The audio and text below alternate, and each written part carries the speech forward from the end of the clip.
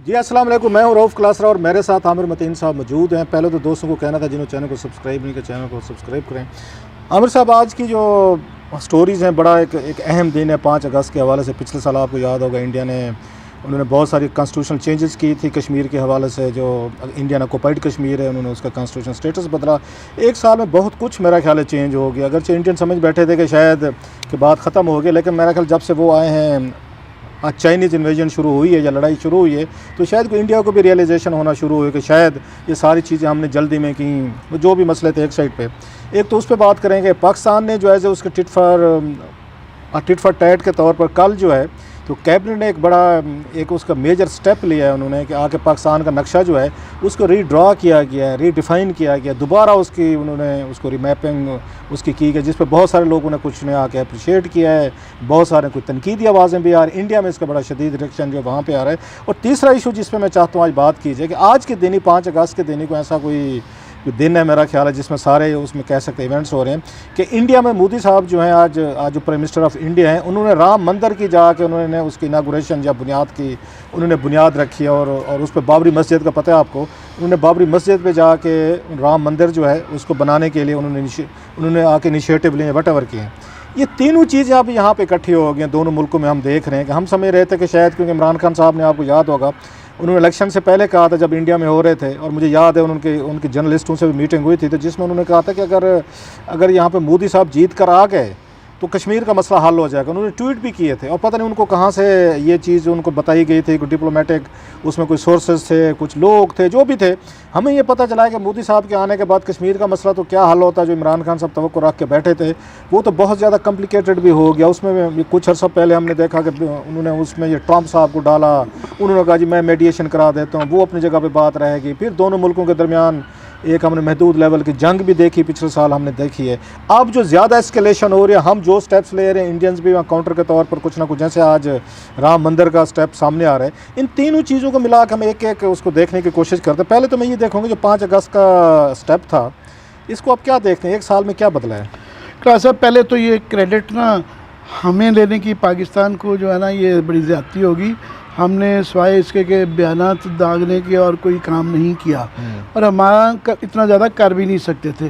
Credit ये 2 factors का है।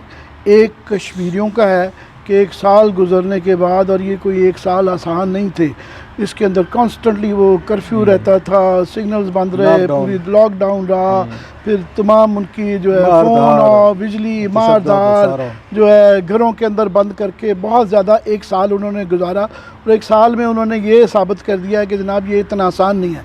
दूसरा जो बड़ी फैक्टर हुआ है वो चाइनीज़ का फैक्टर है कि चीन की ये जो LAC के ऊपर जो है ना, तकरीबन 2 लाख फ़ौज उधर से आ चुकी है, जिसकी वजह से इंडिया को भी तकरीबन 2 लाख लद्दाख में, ये 2-3 लाख जो पहले कश्मीर में फ़ौज है उसके अलावा है, सो 2 लाख परमानेंटली LAC के ऊपर इंडिया को लद्दाख के अंदर जो है अब ये फ़ौज परमानेंटली रखनी पड़ेगी, जिसकी एक तो फाइनेंशियल कॉस्ट है। ऑलरेडी इंडिया की इकॉनमी कोई बहुत अच्छी नहीं जा रही, वो जो 7-8% की ग्रोथ है वो 4-5% से आ गई थी, और अब ये कोरोना के बाद जो है 12% उनकी इकॉनमी जो है वो श्रिंक कर गई है।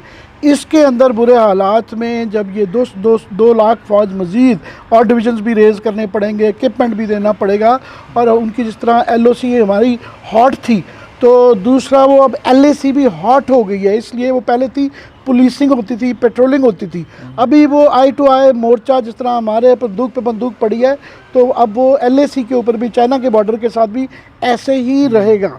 दूसरा उनको एक डर पड़ गया, वो जो आगे 2.5 फ्रंट्स की जंग खुल गई है। पहले तो सिर्फ पाकिस्तान के साथ जंग थी, अभी वो जो है एक हमारे साथ हॉट बॉर्डर हो गया है, एक चीन के साथ हॉट बॉर्डर हो गया। वो जो हाफ फ्रंट है वो कश्मीर का है। ये याद रहे कि आज तक जो हमारा कश्मीर का मसला, वो पाकिस्तान की हमेशा ये गलती रही, वो हमारी वजह से नहीं, वो कश्मीरियों की कमी रही, मोहब्बत भी और उनके जज्बे की। 1948 में भी इस अजम्पशन पे हम गए थे कि कश्मीरी खड़े हो जाएंगे, कश्मीरी नहीं खड़े हुए थे। 1965 में भी जो ऑपरेशन जिब्राल्टर था, उसके पीछे जम्शन थी कि जनाब कश्मीरी जो है वहाँ श्रीनगर में और बाकी जगह वो जुलूस था जिसके अंदर उन्होंने एक रिबेलियन शुरू करना था, और वो गलत जम्शन थी क्योंकि कश्मीरियों ने खुद ही वो जो लोग जिन्होंने तहरीक शुरू करनी थी उनको पकड़ पकड़ के पुलिस को जमा करा दिया था। ये बाय द वे आज ये कश्मीर के बड़े मशहूर स्कॉलर हैं अमिता भट्टू साहब ने ये आज कॉलम लिखा हुआ है, ये जिक्र किया हुआ है, और उन्होंने कहा है जनाब कि ये इंडिया को बावर कराया है कि ये सख्ती के साथ जो आपने सारा तरीका कर लिया, ये सख्ती से ये हार्ट्स एंड माइंड जब तक नहीं होंगे तो ये प्रॉब्लम रहेगा। तो कश्मीर की 5 अगस्त का जो 1 साल के अंदर जो क्रेडिट है वो उन्हीं का है, हमारा कम है। हमने हमारे हाथ बंधे हुए थे कि हम वो वाला, बल्कि अच्छा नहीं किया कि मिलिट्री इंटरवेंशन या वो है, ताकि ये इंडिजिनस ही रहे, और इंडिजिनस है। अच्छा, दूसरा इस पे जो मैपिंग उन्होंने की है कल वाली आमिर भी हम देखते हैं, उस पर बहुत सारे लोगों के कुछ एतराज़ात हुए, बल्कि टांट्स भी हुए हैं, कुछ ने, बहुत सारे मेजॉरिटी ने साफ ज़ाहिर है उसको अप्रिशिएट किया है कि चलें जी अब कश्मीर को हमने ऑफिशियली तौर पर अपने मैप का हिस्सा बना दे, या कुछ और जो रीजन्स हैं 2-4 वो भी हमने उसमें शामिल कर दिए हैं। एक आम अब पता पब्लिक की तो ये रहती है कि चलें वो जी कश्मीर हमारा मैप की हद तक तो हो गया, फेयर इनफ। दूसरे कुछ और भी उसमें लोग उन्होंने कहा जनाब जिन्होंने मैप्स अपने ड्रॉन करने होते हैं, रीड्रॉन करने होते हैं, वो मिसाल देते हैं चाइना की। अब चाइना के आने के जहाँ पे बहुत सारे उसमें पाकिस्तान का वो कहते हैं एस्टेब्लिशमेंट को, पाकिस्तान की आर्मी को, या पाकिस्तान को बहुत सारी उसको स्पेस मिली, ब्रीदिंग स्पेस मिली, दबाव था इंडिया का टोटल जो उन्होंने रखा हुआ था यहाँ पे कश्मीर के महाज पे फ्रंट पे पाकिस्तान के साथ, तो उसमें बड़ी हद तक कमी है। अब जैसे आप खुद भी कह रहे थे कि अब उनको 2 लाख आर्मी जो है उन्हें वहाँ भी एंगेज करनी पड़ेगी, 2 फ्रंट पे लड़ना पड़ेगा कश्मीर पर, लिहाजा बहुत सारा बर्डन जो है ना पाकिस्तान आर्मी के उससे ये शोल्डर से या पाकिस्तान के कंधों से कम हुआ है कि अब सारा जोर हमारे ऊपर नहीं है इंडियन फोर्स का, कुछ और भी डिवर्जन हो। एक तो व्यू ये भी आता है, लेकिन उसके एक और मैं उसका साइड इफ़ेक्ट देख रहा हूँ कि अब पाकिस्तानी अवाम ये सोचने पर मजबूर हो गए, बार बार क्वेश्चन भी उठाए जा रहे हैं कि जनाब कि अगर वो थे चाइनीज़ थे, जब उन्होंने फैसला किया कि जनाब कि हम आपने यहाँ पे कॉन्स्टिट्यूशनल कोई उसकी रखी हुई थी, यहाँ पे जो बुनियादें रखी हुई थी, इसको मुतनाज़ा करार दिया हुआ था जब तक कश्मीर को डिस्प्यूटेड एरिया है पाकिस्तान में और उसमें अगर इंडिया के दरमियान, या उसमें लद्दाख का और चाइना का कभी हमने ज़्यादा सुना नहीं था लेकिन सुनते थे, तो जिनको आके चाहिए था उन्होंने आके अपनी जगह ले लिए, उन्होंने फ़ौजें भी एंटर कर दी, उन्होंने ले लिए। सो पाकिस्तान भी दबाव ये बढ़ा है कि भाई साहब आप जो यहाँ पे 72 साल से हम ये मुसलसल एक था कि पाकिस्तान ने इतनी बड़ी आर्मी मेंटेन की है, कश्मीर के लिए की है, तो वो एक दबाव भी तो इन पर बढ़ रहा है कि जनाब सिर्फ मैप बढ़ाने तक तो बात नहीं बढ़ेगी। अगर आप में भी थी कैपेसिटी तो आप जाते उसकी तरह चाइनीज़ की तरह आप भी थोड़ा सा जाके अपने को इलाके ले सकते थे। तो ये मजाक तो उड़ाया जा रहा है कि भी पहले भी हम ज़ाहिर है मैप के अंदर ये जो था इंडियन ऑक्यूपाइड कश्मीर है उसको दिखाते थे, मगर नक्शों का बहुत फ़र्क पड़ता है। मगर सिर्फ नक्शा बना लेने से, नक्शा इम्प्लीमेंट करने से, आपको पता है इंडिया के अंदर जो है ना उन्होंने हमेशा जो है पाकिस्तान का हमारा कश्मीर भी जो है वो भी हमारा ही है, मगर ये आज़ाद कश्मीर और गिलगित बल्तिस्तान को हमेशा अपने हिस्से का दिखाते नहीं है, इम्प्लीमेंट करते हैं। इंडिया के अंदर कोई किताब, कोई रसाला, कोई अखबार नहीं आ सकता, कोई इंटरनेशनल पब्लिकेशन नहीं आ सकती, वो बैन कर देते हैं। इकोनॉमिस्ट, न्यूज़ वीक, अगर उसके अंदर उनको इस हिस्से को या डॉटेड क्या अब उनका इंडिया का हिस्सा ना दिखाया जाए। हमारे यहाँ ये आप चले जाएं मार्केट में, आप तो किताबें मुताबिक ख़रीदते रहते हैं, ये इम्प्लीमेंट नहीं होता। दूसरा ये है कि नक्शों से परसेप्शंस चेंज होती हैं, दुनिया भर में चेंज होती हैं, और उसका हमें एक नुकसान ये हुआ है कि हमने फॉर एग्ज़ाम्पल सियाचिन की कंट्रोवर्सी यही थी कि हमारा वो मार्ग था, डिमार्केशन थी, एक होती है पेपर के ऊपर होना, एक ग्राउंड पे होना, तो डिमार्केशन एंड डेलिनेशन जो है, तो हमारी ये दोनों एक पॉइंट था जिसे कहते हैं कोऑर्डिनेट्स हैं NJ982040, एक पॉइंट था नक्शे के ऊपर कि जनाब यहाँ तक है। उसके बाद एक अंडरस्टैंडिंग थी कि वहाँ से लेके कराकोरम पास एक पॉइंट था जो कि जिस पे चाइना, पाकिस्तान और इंडिया का बॉर्डर मिलता था। अच्छा, ये दुनिया भर के नक्शों में ऐसे ही दिखाया जाता था, हमारा हिस्सा दिखाया जाता था।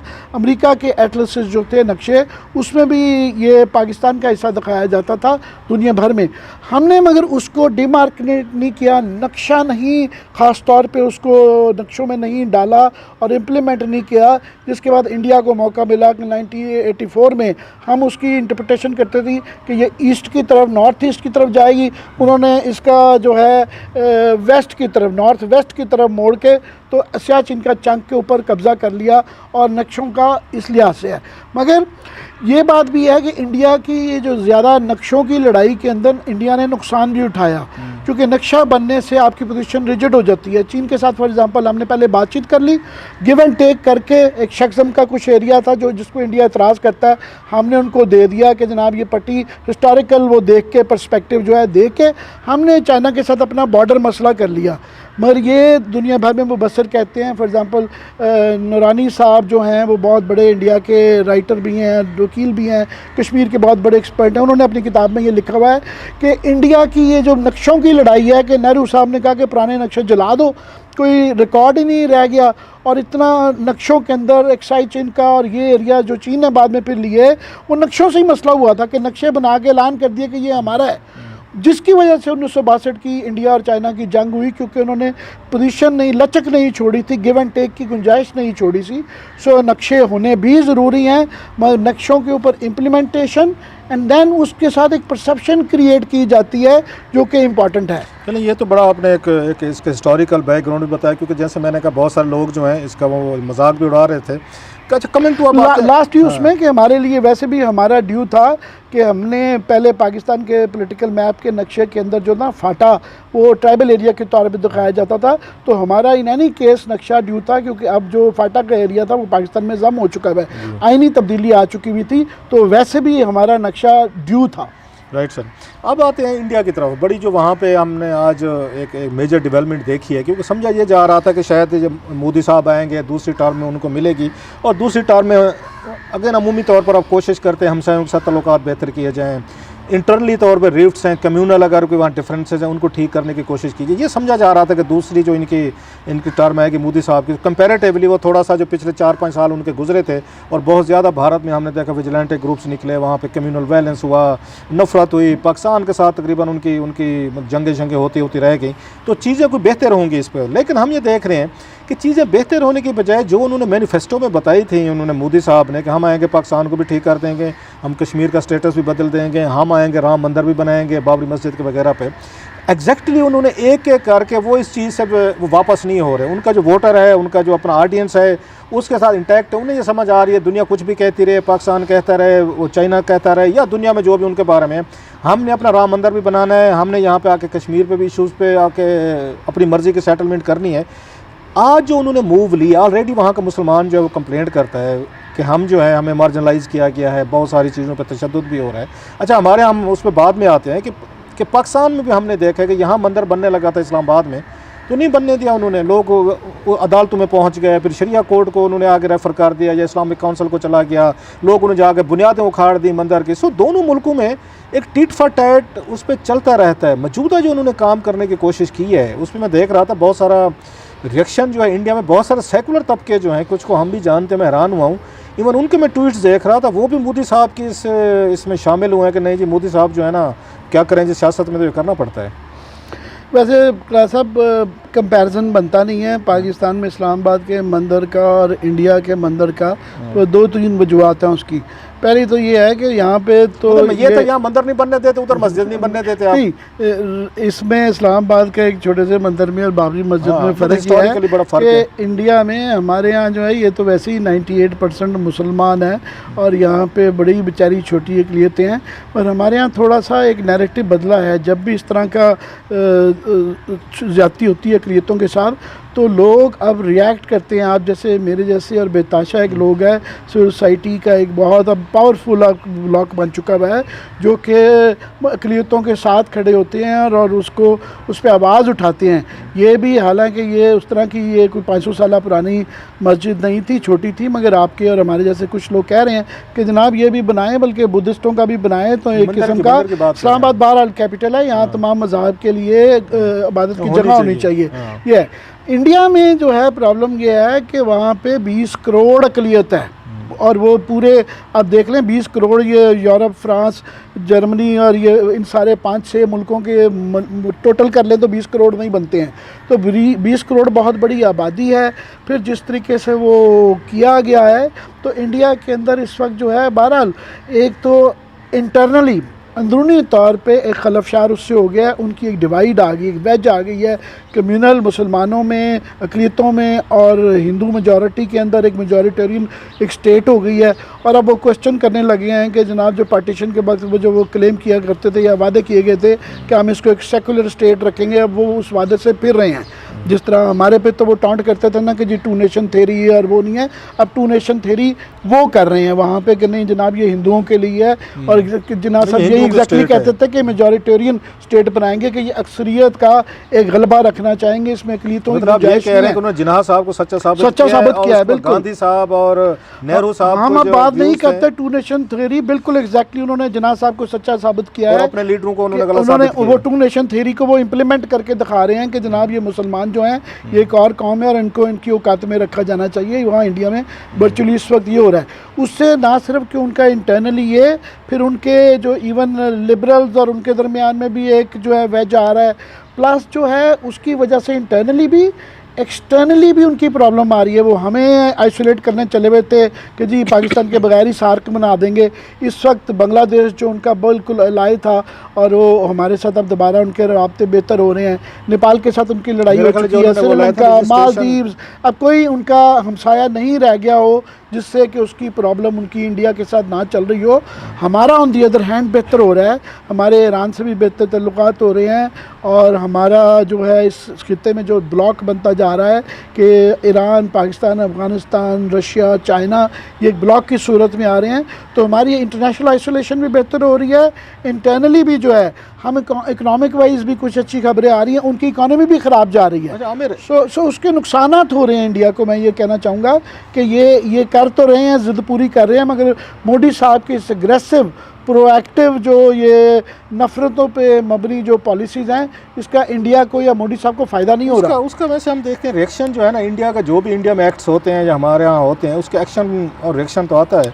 92 में हमने देखा बाबरी मस्जिद को उन्होंने गिराया, तो उसके बाद पाकिस्तान में बहुत सारे मंदिर गिराए गए, यहाँ पे भी वायलेंस हुआ, कम्यूनल वायलेंस हुआ, प्रॉपर्टी जलाई गई हिंदुओं की। अच्छा, मेरा ये ख्याल था, अगर आपको याद हो 92 में जब ये हुकूमत थी इस पर, उस वक्त ये बड़े अपोलोजेटिक थे बहुत सारे वहाँ के तबका थे। अभी भी इंडिया बड़ा एक स्ट्रॉन्ग एक अपने सेकुलर ट्रेडिशंस पे खड़ा था, कॉन्स्टिट्यूशन वाइज। अभी वो कहते हैं कि हाँ जी हम हैं, और बहुत सारे लोग नहीं भी मानते। जब उनसे आप बात करते हैं कि इंडिया का जो है सेकुलर वो फैब्रिक नहीं रही, तो नहीं मानते, कहते नहीं जनाब आपके यहाँ ये प्रॉब्लम है। लेकिन हम जब उनको ये कहते हैं भाई साहब हमारा तो चले पहले दिन से वो 47 से ये था ना, नारा था, क्लेम था, हम तो मतलब 2 नेशन थ्योरी पे बिलीव, आप नहीं रखते थे ना सारे।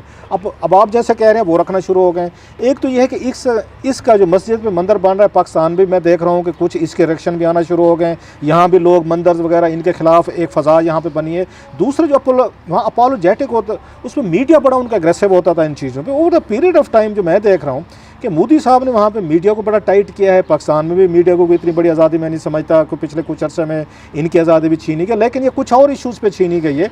इंडिया में हम देख रहे हैं वो तो बिल्कुल स्टेट ने बड़ा उनको टाइट कर रख दिया है, वहाँ पे मीडिया बोलने के काबिल नहीं रहा। सिविल सोसाइटी और पाकिस्तान है, कुछ लोग हैं, फ़र्क है, कुछ इंडिया में फ़र्क है इंडिया और पाकिस्तान में। हकीकत यह है क्लास साहब के पार्टीशन के बाद हमारे यहाँ भी हज़ारों मंदिर और जो गुरुद्वारे थे, क्योंकि लोग रह ही नहीं गए थे। 98% जो मुसलमान हो गया, जबकि पहले जो है वो पाकिस्तान के बाद पार्टीशन के वक्त जो है, मैं नहीं 47 की बात कर रहा हूँ। नहीं सर, छोटा मैं करेक्शन कर दूँ। अक्सर हमें इंडियन दोस्त जो है ना वहाँ से टांट करते हैं कि पाकिस्तान जो है ना यहाँ पे 2% इसकी होती थी, या 23%, अगर मैं गलत नहीं कह रहा, यहाँ पे मिनॉरिटीज़ होती थी, हिंदूज होते थे, यकदम 2% रह गए। वो ये समझते हमने परसिक्यूशन किए, तो उनकी थोड़ी सी क्लैरिफिकेशन के लिए, क्योंकि उस वक्त बांग्लादेश ईस्ट पाकिस्तान हमारे साथ था और मेजॉरिटी ऑफ उसमें हिंदूज जो थे वो वहीं पर बेस थे। जब लिहाजा पाकिस्तान और आगे बांग्लादेश बना, तो वो हमसे जब उस जुदा हुए तो अक्सरियत पॉपुलेशन उधर चली गई थी। सो हिंदूज़ की यहाँ परसिक्यूशन उस तरीके की नहीं हुई थी, खुदा न खासा जिनोसाइड की गई हो, वो वहाँ पे उनके साथ चले गए थे, जिससे परसेंटेज पाकिस्तान के इलाकों में कम हुई है। बिल्कुल आपने सही दुरुस्त अच्छा किया, ये दुरुस्तगी कर दी कि मैं बात कर रहा हूँ जो पहले वेस्ट पाकिस्तान था, ये जो खित्ता अब पाकिस्तान है, इस खित्ते के अंदर फॉर एग्ज़ाम्पल पंजाब के जो ईस्ट पंजाब में थे मुसलमान, वो 25 से 35% थे। यहाँ पे 15 से 25% जो है हिंदू और सिख थे। तो ये पार्टीशन के बाद में ही, क्योंकि वो गैर आबाद गाँव हो गए थे, गुरुद्वारे और हज़ारों की तादाद में यहाँ भी और वहाँ भी। फॉर एग्ज़ाम्पल ईस्ट पंजाब जो है, इंडिया का जो पंजाब है, वहाँ आपको मस्जिदें नहीं मिलेंगी, क्योंकि वो मस्जिदें वो मुसलमान ही नहीं रहे, तो किसी ने ना इशू बना। मगर फ़र्क ये है कि जब एक होता है पॉपुलर सेंटिमेंट में मॉब जो हरकत करता है, वो एक और चीज़ होती है। मगर जब हुकूमत। जब जब इस्टेब्लिशमेंट या हुकूमत या आपकी रियासत करती है, आपके इंस्टीट्यूशन करते हैं। बाबरी मस्जिद का सबसे बड़ी ज़्यादती तो इंडिया के सुप्रीम कोर्ट ने की है, उनके ऊपर ये दब्बा है, ये फैसले से उनके यहाँ भी ये तनकीद होती रहती है।